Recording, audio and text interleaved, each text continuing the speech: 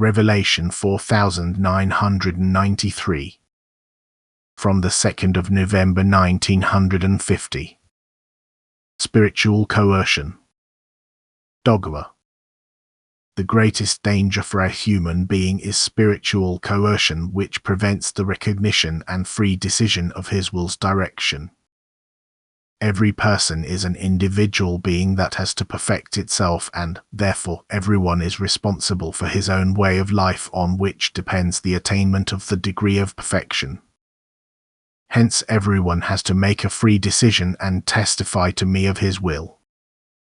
I am demanding this testimony and do not agree that one person should tell his fellow human beings how they must think, will, or act.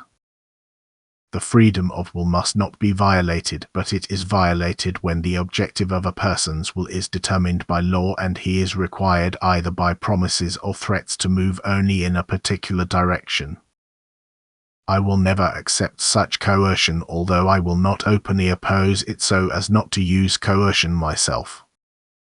The human being is a thinking individual who received the ability of free will and thought from me purely for the purpose of making a decision during the last stage of his spiritual development on earth, in accordance with which he will then be rewarded in eternity.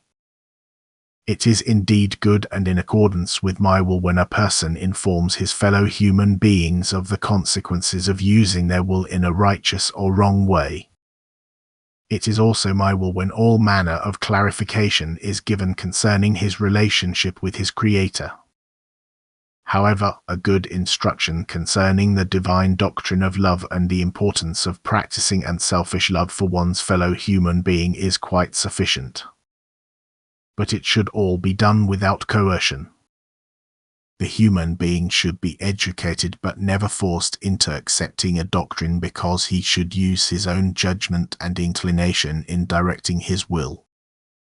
I gave the human being free will, but if you take it away from him you will be using your own will wrongly, although you will believe that you work for me on my behalf. I never gave my disciples the task to spread my teaching by way of religious coercion because an enforced faith would not benefit the soul's higher development. I only ever require people to believe in me as a supremely perfect being. I only ever require their belief in my omnipotence, wisdom and love and its strength. For if you believe in this you will experience the strength of love yourselves and will automatically recognize everything else you need to believe, because then you will be truthfully taught by my spirit within yourselves. However, enforced faith will not lead you to perfection. Enforced faith will rarely come alive, and I cannot look upon enforced faith as a decision of free will because your will has not yet become active. Instead, you will have acknowledged a school of thought as the result of your education without having properly evaluated it as to its worth or worthlessness. I want you to believe that you can only attain beatitude through love. But you have to acquire this belief yourselves. You can certainly accept the teaching of it, but then you will first have to practice love in order to gain the certainty that love is spiritual strength, and only this inner certainty is assured faith, which is life-giving because it was voluntarily gained. All coercion is a sign of imperfection because it violates the freedom which originally was the spiritual being's characteristic and which it has to regain in order to become blessed. How can coercive measures which deprive people of spiritual freedom be considered to be in accordance with my will? If a person is virtually duty-bound to believe something which, as far as I am concerned, needs absolutely free deliberation and acceptance. As supreme lawgiver, I gave people no other commandment than that of love, which also comprises the 10 commandments of Moses, but which only will be fulfilled if love is voluntarily practiced, otherwise it would bear witness against myself or it would question the human being's free will. However, people presume that they can establish laws without having the authority to do so. Thus they infringe upon the person's free will. Every law is coercion, and every kind of coercion is contrary to my will. As soon as a person no longer has freedom of thought, as soon as he is forced to believe in a doctrine, his earthly test of volition comes to an end, for he has to make his own decision and not an enforced one.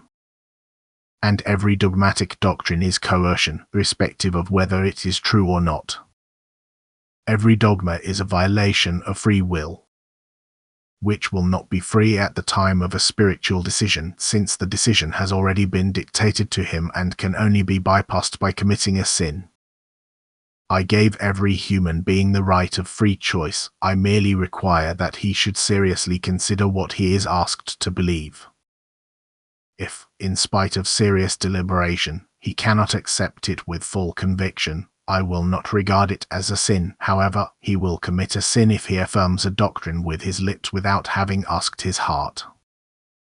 Every person is responsible for himself, and it is presumptuous when one person intends to determine the faith of thousands with an instruction which must always be considered a dogmatic doctrine.